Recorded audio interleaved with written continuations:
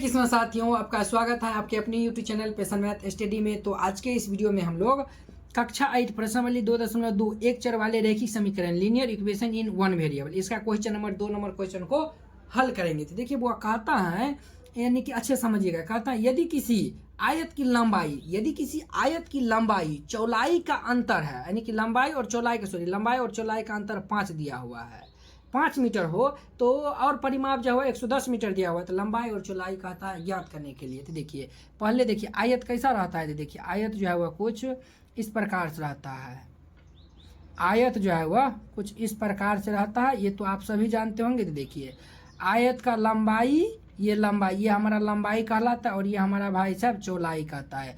ये लंबाई चौड़ाई जो है वह आपस में क्या रहता है, तो बराबर रहता है। ये इसके बराबर रहता है, ये इसके बराबर रहता है, ठीक है।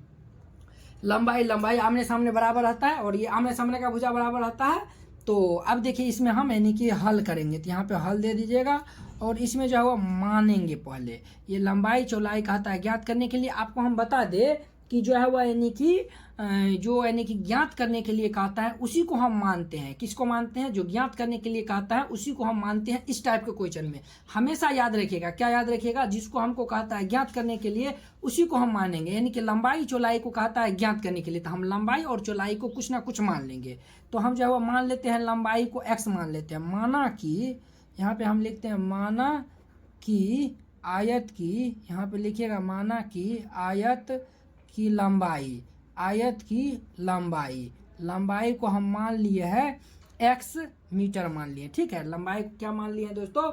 x मीटर मान लिए, ठीक है। और मान लेंगे तथा आयत की चौड़ाई, आयत की चौड़ाई हम मान लिए चौड़ाई। आयत की चौड़ाई हम क्या मानेंगे? तो देखिए ये कहता है लंबाई और चौड़ाई का अंतर 5 है, तो लंबाई माने हैं x, तो चौड़ाई हमारा क्या हो जाएगा? x माइनस 5 हो जाएगा, x माइनस 5 ये हमारा हो जाएगा, ठीक है। ये हमारा मीटर हो जाएगा, ठीक है। तो उम्मीद करते हैं कि आप लोग ये समझ गए होंगे। तो अब देखिए और कहता है, अब यहाँ पे लिखिएगा प्रश्नानुसार। अब हम प्रश्न के अनुसार चलेंगे, यहाँ पे लिख दीजिएगा प्रश्नानुसार।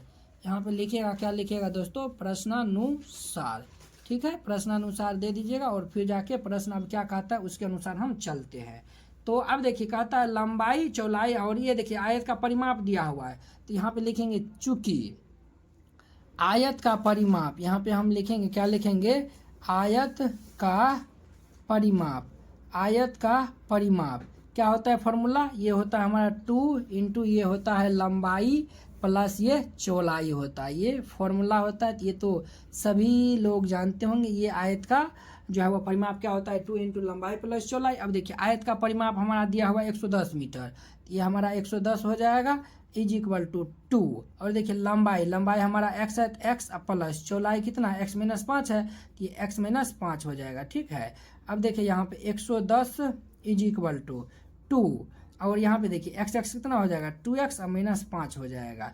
अब देखिए दोस्तों यहाँ पे जो है वह 110 इज इक्वल टू 4x, और ये माइनस 5 दूनी 10 हो जाएगा, ठीक है। इसको हम यहाँ पे सॉल्व करते हैं, ठीक है। नीचे स्पेस नहीं है, ठीक है, नीचे कुछ और हमको लिखना है, इसीलिए अब जो इसमें हम पक्षांतर करते हैं, क्या करते हैं? जो x वाला टर्म है उसको एक साइड रखते हैं, जिसमें x वाला टर्म नहीं है उसको एक साइड रखते हैं। देखिए इसमें x वाला टर्म है, इसको इस साइड भेजेंगे, अर्थात ये हमारा 110 प्लस ये 10 हो जाएगा इज इक्वल टू हमारा 4x हो जाएगा। तो 110 में 10 जोड़ेंगे तो ये हमारा क्या हो जाएगा? 120 इज इक्वल टू 4x हो जाएगा। तो अब देखिए x इज इक्वल टू ये 120/4, इसको घटा यानी कि ये कट जाएगा 30 बार में। देयरफॉर ये x इज इक्वल टू क्या आया दोस्तों? x इज इक्वल टू आया हमारा 30 आया हुआ है, ठीक है।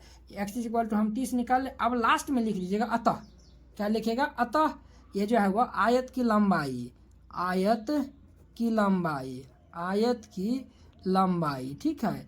आयत की लंबाई जो कि हम x मीटर माने थे, x यानी कि हमारा 30, यानी x का मान हम 30 निकाले थे, तो ये 30 मीटर इसका आंसर हो जाएगा।